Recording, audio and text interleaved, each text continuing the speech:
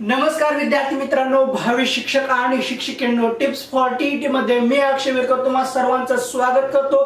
मागच्या व्हिडिओमध्ये आपण इयत्ता 8वी जुनं विज्ञान या पुस्तकातील महत्त्वाचे नोट्स ऑब्जेक्टिव्ह पॉइंट्स पाहायला सुरुवात केली होती। तो भाग 1 होता।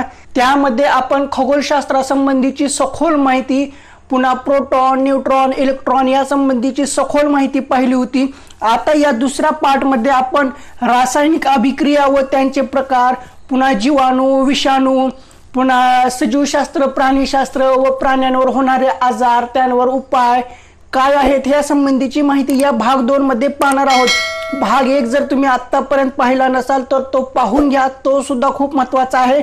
आणि आता आपण भाग 2 जो पाहणार आहोत 8वीचा जुना विज्ञान मधील, तो सुद्धा खूप महत्त्वाचा आहे। म्हणून दोन्हीही भाग महत्त्वाचे आहेत आणि तिसरा जो भाग येणार आहे तोही महत्त्वाचा आहे। तर आता आपण 8वीच्या पुस्तकातील राहिलेले ऑब्जेक्टिव्ह पाहायला सुरुवात करू। रासायनिक अभिक्रिया समीकरणाच्या स्वरूपात लिहितात। रासायनिक अभिक्रियेत भाग घेणाऱ्या पदार्थाला अभिक्रियाकारक म्हणतात।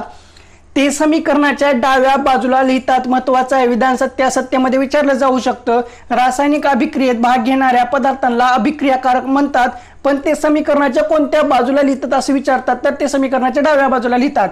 रासायनिक अभिक्रियेत तयार होणाऱ्या पदार्थांना उत्पादित म्हणतात। रासायनिक अभिक्रियेत तयार होणाऱ्या पदार्थांना उत्पादित म्हणतात व हे समीकरणाच्या उजव्या बाजूला लिहितात। समीकरणाच्या डाव्या बाजूला काय लिहितात आणि समीकरणाच्या उजव्या बाजूला काय लिहितात ते विचारलं जाऊ शकतं। अभिक्रियाकारक आणि उत्पादिते यांच्यामध्ये बाण दर्शविला जातो। अभिक्रियाकारक आणि उत्पादिते यांच्यामध्ये बाण दर्शविला जातो। रासायनिक अभिक्रियांचे काही प्रकार आहेत। कोणते कोणते प्रकार आहेत? संयोग अभिक्रिया, अपघटन अभिक्रिया व विस्थापन अभिक्रिया। आता हे एक प्रकारचं उदाहरण आहे। कॅल्शियम ऑक्साईड प्लस पाणी याच्यातून काय होते तर कॅल्शियम हायड्रॉक्साईड होते। यातून काय बोध होतो तर या अभिक्रियेत कॅल्शियम ऑक्साईड आणि पाणी यांच्या संयोगातून कॅल्शियम हायड्रॉक्साईड हे संयुग तयार होते। कॅल्शियम ऑक्साईड आणि पाणी यांच्या रासायनिक अभिक्रिया घडून येते म्हणून ते अभिक्रियाकारक आहे। कॅल्शियम हायड्रॉक्साईड हे या रासायनिक अभिक्रियेतून उत्पन्न झालेले संयुग आहे म्हणून ते उत्पादित ठरते। कॅल्शियम हायड्रॉक्साईड हे या रासायनिक अभिक्रियेतून उत्पन्न झालेले संयुग आहे म्हणून ते उत्पादित ठरते। ज्या अभिक्रियेत 2 किंवा अधिक अभिक्रियकांपासून फक्त एकच उत्पादित तयार होते त्या अभिक्रियेला संयोग अभिक्रिया म्हणतात।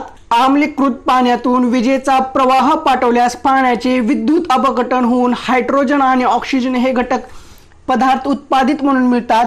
धुण्याचा सोडा आणि लिंबाचा रस मिसळल्यास कार्बन डायऑक्साईड लगेच फसफसून बाहेर येतो। महत्त्वाचे विधान आहे, धुण्याचा सोडा आणि लिंबाचा रस मिसळल्यास कार्बन डायऑक्साईड लगेच फसफसून बाहेर पडतो। जो पदार्थ अभिक्रियेत प्रत्यक्ष भाग घेत नाही पण त्याच्या केवळ उपस्थितीमुळे अभिक्रियेचा वेग वाढतो त्याला उत्प्रेरक म्हणतात। महत्त्वाचं आहे, जो पदार्थ अभिक्रियेत प्रत्यक्ष भाग घेत नाही पण त्याचा केवळ उपस्थितीमुळे अभिक्रियेचा वेग वाढतो त्याला उत्प्रेरक म्हणतात। पोटॅशियम क्लोरेट पासून ऑक्सिजन तयार करताना मॅंगनीज ऑक्साईड हे उत्प्रेरकाचे कार्य ठरते। पोटॅशियम क्लोराईड पासून ऑक्सिजन तयार करताना मॅंगनीज डायऑक्साईड हे उत्प्रेरकाचे कार्य करते। पोटॅशियम क्लोराईड पासून ऑक्सिजन तयार करताना मॅग्नेशियम डायऑक्साईड हे उत्प्रेरकाचे कार्य करते। वनस्पती तेलाचे क्षपन केले की त्याच्यापासून वनस्पती तूप मिळते। या अभिक्रियेतून रेनी निकेल उत्प्रेरकाचे कार्य करते। महत्त्वाचे विधान आहे, वनस्पती तेलाचे क्षपन केले की त्याच्यापासून वनस्पती तूप मिळते। या अभिक्रियेतून रेनी निकेल उत्प्रेरकाचे कार्य करते। काही अभिक्रिया होताना त्यांच्यातून ऊर्जा बाहेर पडते तर काही अभिक्रिया होताना ऊर्जा शोषली जाते। कार्बन, सल्फर यांना उष्णता दिल्यावर ते जळतात म्हणजे त्यांच्या तापमानात वाढ होते। त्यातून कार्बन डायऑक्साईड आणि सल्फर डायऑक्साईड या वायूंची निर्मिती होते। त्यांच्या रंगातही फरक पडतो। कॉपर सल्फेटचा मूळ निळा रंग तापवल्यानंतर बदलतो। कॉपर सल्फेटचा मूळ निळा रंग तापवल्यानंतर बदलतो। रॉबर्ट हुक या इंग्रज शास्त्रज्ञाने सुमारे इसवी सन 1665 मध्ये सूक्ष्मदर्शी यंत्रामध्ये लाकडी बुचाचा पातळ काप घेऊन पाहिले असता त्याला त्या कापाची रचना मधमाशांच्या पोळ्याप्रमाणे कप्प्या कप्प्यांची बनलेली दिसली। या रचनेला रॉबर्ट हुकने पेशी हे नाव दिले। पेशींचा अभ्यास करण्यासाठी संयुक्त सूक्ष्मदर्शकाला मर्यादा येते, अशा वेळी इलेक्ट्रॉन मायक्रोस्कोपच्या साहाय्याने त्यांचा अभ्यास करणे शक्य होते. इलेक्ट्रॉन मायक्रोस्कोप या सूक्ष्मदर्शकाच्या साहाय्याने पदार्थ 2 अब्जपट इत्यादी म्हणजे 2 × 10⁹ एवढी मोठी करून पाहता येते. पेशीपटल, पेशीभित्तिका, पेशीरस, मायटोकॉन्ड्रिया, गोल्जी पिंड, रायबोसोम्स, लायसोसोम्स, लवकीय केंद्रक, रिक्तिका ही पेशींची अंगके आहेत. पेशीपटल हे पेशींचे बाह्य आवरण आहे. हे अत्यंत पातळ लवचिक पापुत्र्यासारखे असते. महत्त्वाचे विधान आहे, पेशीपटल हे पेशींचे बाह्य आवरण आहे. हे अत्यंत पातळ लवचिक पापुत्र्यासारखे असते. पेशीपटल पेशीच्या आतील भागांचे संरक्षण करते. पेशीपटल पेशींच्या आतील भागांचे संरक्षण करते. तसेच पेशीच्या आत येणाऱ्या आणि बाहेर जाणाऱ्या पदार्थांवर नियंत्रण ठेवते. पेशीपटलामुळे पेशीचा आकार निश्चित राहतो. आता आपण पेशीभित्तिकाबद्दल माहिती घेऊ. पेशीभित्तिका ही फक्त वनस्पती पेशीमध्ये आढळते. वनस्पती पेशीत पेशीपटलाच्या बाहेर असलेल्या आवरणाला पेशीभित्तिका म्हणतात. पेशीभित्तिका सेल्युलोज पदार्थांची बनलेली असते. यातून पदार्थ आरपार जाऊ शकतात. पेशीभित्तिकेमुळे पेशीला भक्कमपणा प्राप्त होतो. त्यामुळे पेशीचा आकार निश्चित होतो. तसेच पेशीच्या आतील घटकांना संरक्षण मिळते. आता केंद्रक म्हणजे काय, केंद्रकाबद्दलची आपण माहिती पाहू. केंद्रक हा पेशीतील मोठ्यात मोठा मध्यवर्ती घटक आहे. बहुधा केंद्रक गोल आकाराचे असते. महत्त्वाचे विधान आहे, बहुधा केंद्रक गोल आकाराचे असते. केंद्रकाभोवती असणारे केंद्रपटल सछिद्र असते. केंद्रकात DNA पासून बनलेली गुणसूत्रे असतात. हे विधान परीक्षेमध्ये विचारलं गेलं होतं. केंद्रकात DNA पासून बनलेली गुणसूत्रे असतात. DNAच्या ठराविक लांबीच्या धाग्यात जनुक म्हणतात. केंद्रक पेशीच्या सर्व कार्यांवर नियंत्रण ठेवते. पेशी विभाजनात भाग घेते. केंद्रकातील गुणसूत्रांवरील जनुकांनुसार आनुवंशिक गुण पुढील पिढ्यांत संक्रमित होतात. आता पेशीरस म्हणजे पेशीद्रव याबद्दल माहिती आहे ती पाहू. पेशीतील केंद्रका व्यतिरिक्त द्रवरूप भागास पेशीरस किंवा पेशीद्रव म्हणतात. पेशीरस म्हणजे पाण्यात विरघळणारे कार्बनी, अकार्बनी पदार्थ आणि विविध अंगके असणारा अर्धप्रवाही पदार्थ आहे. आता मायटोकॉन्ड्रिया म्हणजे तंतुकणिका म्हणजे काय ते पाहू. प्रामुख्याने ते लांबट गोल आकाराचे असते. कोणत्या ह्याचा आकार कसा असतो हे परीक्षेमध्ये विचारलं जाऊ शकतो. मायटोकॉन्ड्रिया लांबट गोल आकाराचे आढळतात. प्रत्येक मायटोकॉन्ड्रियास दुहेरी भित्तिका असून आतील भित्तिकेला घड्या पडलेल्या असतात. पेशीतील अन्नापासून ऊर्जा निर्माण करण्याचे काम मायटोकॉन्ड्रिया करते. पेशीला जरूर असेल तेव्हा ऊर्जा पुरवते, म्हणून याला पेशीचे ऊर्जा केंद्र म्हणतात. मायटोकॉन्ड्रिया याला पेशीचे ऊर्जा केंद्र का म्हणतात, तर पेशीला जरूर असेल तेव्हा ऊर्जा पुरवते, म्हणून याला पेशीचे ऊर्जा केंद्र म्हणतात. आता गोल्जी पिंड याबद्दल माहिती पाहू. पेशी रसातील चपटे पटल असणाऱ्या पिशव्यांना गोल्जी पिंड म्हणतात. यामध्ये विकर साठवले जाते. आता रिक्तिका म्हणजे काय, रिक्तिका म्हणजे पोकळी. रिक्तिका म्हणजे पोकळी. एका पटलाने आच्छादित अंगाला रिक्तिका म्हणतात. वनस्पती पेशीतील रिक्तिका आकाराने मोठ्या असतात. विधान महत्वाचं आहे, वनस्पती पेशीतील रिक्तिका आकाराने मोठ्या असतात. उत्सर्जित पदार्थ तसेच विविध स्राव तात्पुरते साठवण्याचे काम रिक्तिकेमार्फत केले जाते. विधान महत्वाचं आहे, उत्सर्जित पदार्थ तसेच विविध स्राव तात्पुरते साठवण्याचे काम रिक्तिकेमार्फत केले जाते. आता हे एक चार्ट आहे. प्राणी पेशी आणि वनस्पती यांच्यामध्ये काय डिफरन्स असतो त्याच्याबद्दल आहे. पेशी पटलाभोवती आवरण नसते. प्राणी पेशीमध्ये पेशी पटलाभोवती आवरण नसते, तर वनस्पती पेशीमध्ये पेशी पटलाभोवती पेशी भित्तिकेचे आवरण असते. आता प्राणी पेशीमध्ये रिक्तिका लहान असतात, तर वनस्पती पेशीमध्ये रिक्तिका ह्या मोठ्या असतात. प्राणी पेशीमध्ये हरितद्रव्य नसते, तर वनस्पती पेशीमध्ये हरितद्रव्य असते. व्हिडिओ स्टॉप करून तुम्ही एकदा हा चार्ट परत एकदा वाचून घ्या. काही सूक्ष्मजीव उपयोगी असतात तर काही उपद्रवी. हे विधान परीक्षेला पडलं होतं. आता विषाणू जीवाणू या संदर्भाची माहिती आहे ते आपण पाहू. विषाणूंचा अभ्यास इलेक्ट्रॉन सूक्ष्मदर्शिकेमुळे शक्य झाला आहे. यांच्यामध्ये रचना साधी असून पेशी रस व अंगके नसतात. विषाणूंभोवती प्रथिनांचे आवरण असते. त्यांच्यामध्ये DNA किंवा RNA असतात. यांच्यामुळे वनस्पती व प्राण्यांमध्ये विविध रोग निर्माण होतात. आता विषाणूमुळे प्राण्यांमध्ये किंवा वनस्पतींमध्ये रोग निर्माण होतात किंवा नाही असं विचारलं जातं. विषाणूमध्ये DNA किंवा RNA आढळतात का नाही हे सुद्धा विचारलं जातं. आता जीवाणूबद्दल माहिती पाहू. विषाणूंपेक्षा आकाराने मोठे असतात हे विधान परीक्षेला विचारलं होतं. जीवाणू विषाणूंपेक्षा आकाराने मोठे असतात पण सूक्ष्मदर्शी शिवाय दिसत नाही. जीवाणूंमध्ये केंद्रकाऐवजी मुक्त गुणसूत्रे असतात. तसेच पेशी भित्तिका, पेशी पटल, पेशी रस ही अंगके असतात. आता हे विधान 2013च्या पेपर 1 आणि पेपर 2 मध्ये विचारलं होतं. काही जीवाणू उपद्रवी किंवा रोगकारक असतात.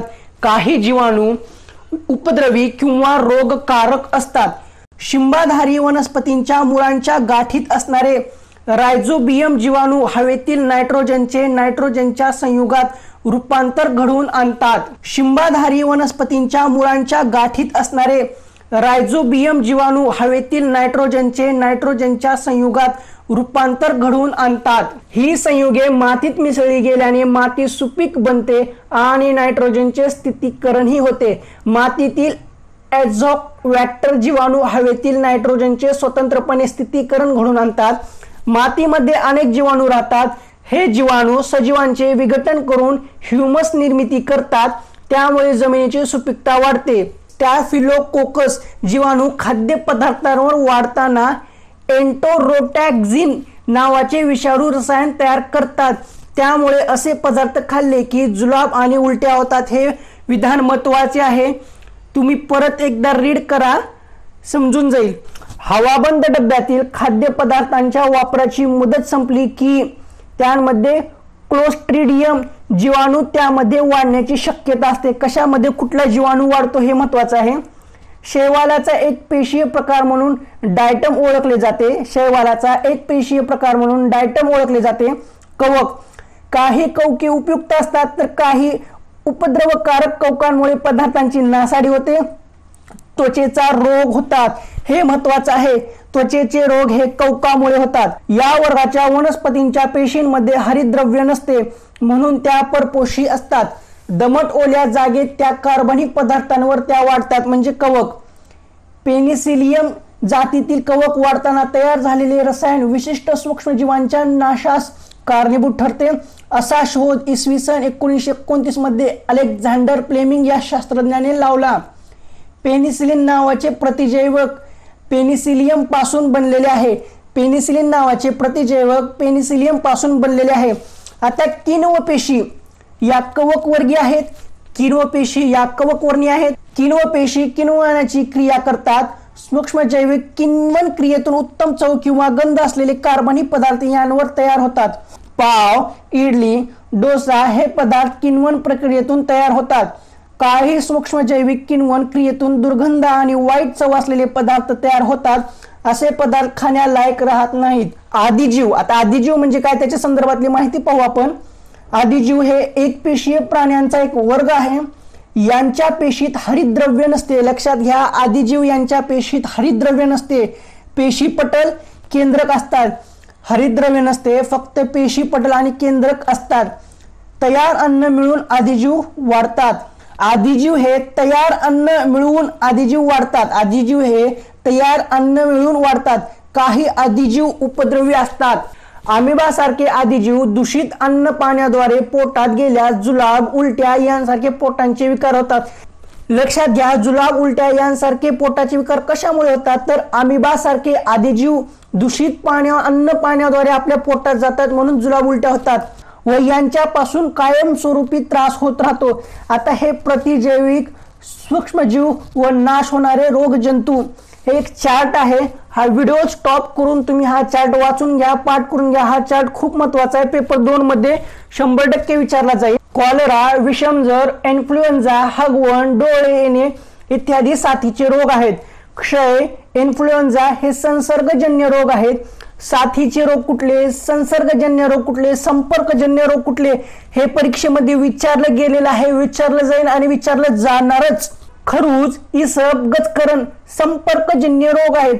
श्वासामार्गे कांजण्या या रोगाचा विषाणू निरोगी व्यक्तीच्या शरीरात गेल्याने रोगी व्यक्तीच्या संपर्कामुळे व तिचे कपडे, भांडी इत्यादी वापरल्यामुळे कांजण्या हा रोग होतो. कांजण्या हा रोग एकदा होऊन गेला म्हणजे बहुधा पुन्हा होत नाही. आता पोलिओ बद्दल 2018, 2019, 2017, 2014, 2013 ला प्रत्येक परीक्षेमध्ये विधान विचारलं गेलेलं आहे. दूषित पाणी, अन्न किंवा हवेतील विषाणूंमुळे या रोगाचा प्रसार होतो. यावर उपाय काय आहे? लस घेणे, वैद्यकीय उपचार करून घेणे. आता पोलिओचे लक्षणं काय आहेत? ताप येतो, घसा लाल होतो, पाठीच्या व पायांच्या स्नायूमध्ये ताठरता जाणवते म्हणजे ताण जाणवतो, स्नायूंची वाढ थांबते, स्नायूमध्ये लुळेपणा येऊन अपंगत्व येते. साल्क आणि सेविन या शास्त्रज्ञांनी पोलिओच्या विषाणूंपासून लस निर्माण करण्यात यश मिळवले आहे. लक्षात घ्या, साल्क आणि सेविन या शास्त्रज्ञांनी पोलिओच्या विषाणूपासून लस निर्माण करण्यात यश मिळवले आहे. रेबीज, पिसाळलेला कुत्रा, माकड, मांजर किंवा ससा यांच्या चावण्याने, फक्त कुत्रा चावल्याने रेबीज होत नाही तर पिसाळलेला कुत्रा, माकड, मांजर किंवा ससा यांच्या चावण्याने हा रोग होतो. आता रेबीज या रोगाची लक्षणे काय आहेत ते पहा. तीव्र डोके दुखते, ताप येते, घशाचे स्नायू ताठरतात व अंकुचित होतात, वेदना होतात, रोग्याला पातळ पदार्थ पाणी पिणे सुद्धा शक्य होत नाही, पाण्याची भीती वाटते, रोगी बेभान होतो, रोग्याचे हातपाय लुळे पडून आकडी येते आणि रोगी दगावण्याची शक्यता असते. आता आपण क्षयरोग म्हणजे क्षयरोगासंदर्भात माहिती पाहू. रॉबर्ट कॉक या शास्त्रज्ञाने क्षयरोगाचे जीवाणू शोधून काढले. आता क्षयरोगाची कारणे काय आहेत? रोगाच्या थुंकीतून जंतू हवेत मिसळतात, हवेमार्फत हा रोगाचा प्रसार होतो. यावर उपचार काय आहे? BCG लस घेणे, रुग्णास इतरांपासून वेगळे ठेवणे, वैद्यकीय उपचार घेणे. आता याची लक्षणे, क्षयरोगाची लक्षणे काय आहेत? खोकला येतो, बारीक ताप येतो, थुंकीतून रक्त पडते, वजन कमी होतो, छातीत दुखते, श्वासोच्छवासात त्रास होतो. सध्या क्षय हा अतिशय संसर्गजन्य रोग गणला जातो. भारतात जवळजवळ दर 2 मिनिटाला क्षयाचा एक रोगी मृत्युमुखी पडतो. DOT म्हणजे डायरेक्ट ऑब्झर्वेशन ट्रीटमेंट. आता विषमज्वर या रोगाबद्दल आपण माहिती घेऊ. विषमज्वर दूषित अन्न आणि पाणी तसेच माशांद्वारे रोगांचा प्रसार होतो. आता विषमज्वरची लक्षणे काय आहेत? आता याची लक्षणे काय आहेत? ठराविक मुदतीचा ताप येतो, छातीवर लाल पुरळ येते, जुलाब होतात, डोके दुखते. ठराविक मुदतीचा ताप येतो, छातीवर लाल पुरळ येते, जुलाब होतात, डोके दुखते. आता यावर उपाय काय आहेत? विषमज्वर प्रतिबंधक लस घेणे, पाणी उकळून पिणे, बाहेरचे उघडे अन्न पदार्थ न खाणे, स्वच्छ ताजे अन्न खाणे, घरातील अन्न नेहमी झाकून ठेवणे, सार्वजनिक स्वच्छता पाळणे. मनुष्य प्राणी विब्रो कॉलरा या कॉलराच्या जीवाणूंचा वाहक असतो. हे विधान महत्वाचं आहे. मनुष्य प्राणी विब्रिओ कॉलरा या कॉलराच्या जीवाणूंचा वाहक असतो. आता आपण आंत्रशोथ याबद्दल माहिती घेऊ. संसर्गजन्य जीवाणू, विषाणू किंवा कृमी यांच्यामुळे तसेच रासायनिक व इतर अपायकारक पदार्थांमुळे आंत्राच्या अंतस्तराला येणाऱ्या सुजेला अंतःश्रोत म्हणतात. आंत्र म्हणजे आतडे आणि श्रोत म्हणजे सूज. दूषित अन्न आणि पाणी यांमुळे या रोगाचा प्रसार होतो. यावर उपाय काय आहेत? निर्धोक अन्न पाणी वापरावे, वैयक्तिक स्वच्छता पाळावी, अन्न पदार्थ झाकून ठेवावे. आता याचे लक्षणे काय आहेत? पोटात दुखते, ताप येतो, उलटी होते, अन्नावर वासना नसते, कधी जुलाब तर कधी बद्धकोष्ठ अशी लक्षणे दिसतात, वजन घटते, शरीरातील पाणी जुलाबावाटे गेल्यामुळे शरीर शुष्क होते, याला निर्जलीभवन म्हणतात. लक्षात घ्या, शरीरातील पाणी जुलाबावाटे गेल्यामुळे शरीर शुष्क होते, याला निर्जलीभवन म्हणतात. एड्स, आता आपण एड्स बद्दल माहिती घेऊ. एक्वायर्ड इम्युनो डिफेन्सिव्ह सिंड्रोम 1986 साली फ्रान्समधील डॉक्टर मॉन्टिनियर आणि अमेरिकेतील डॉक्टर गॅलो यांनी शोधून काढलेला विषाणू एकाच प्रकारचा असल्याचे सिद्ध होऊन त्याला ह्यूमन इम्युनो डिफेन्सिव्ह HIV असे नाव दिले. 1986 साली फ्रान्समधील डॉक्टर मॉन्टिनियर आणि अमेरिकेतील डॉक्टर गॅलो यांनी शोधून काढलेला विषाणू एकाच प्रकारचा असल्याचे सिद्ध होऊन त्याला ह्यूमन इम्युनो डिफेन्सिव्ह HIV असे नाव दिले. 1986 सालापासून WHO या संघटनेने जागतिक एड्स नियंत्रण कार्यक्रमाची सुरुवात केली. 1986 सालापासून WHO या संस्थेने जागतिक एड्स नियंत्रण या कार्यक्रमाची सुरुवात केली. 1987 साली भारतामध्ये राष्ट्रीय एड्स नियंत्रण कार्यक्रमाची सुरुवात झाली. हे विधान खूप महत्त्वाचं आहे. 1987 साली भारतामध्ये राष्ट्रीय एड्स नियंत्रण कार्यक्रमाची सुरुवात झाली. WHO तर्फे सर्व शासकीय रुग्णालयात उत्तम औषधे मोफत उपलब्ध होतात.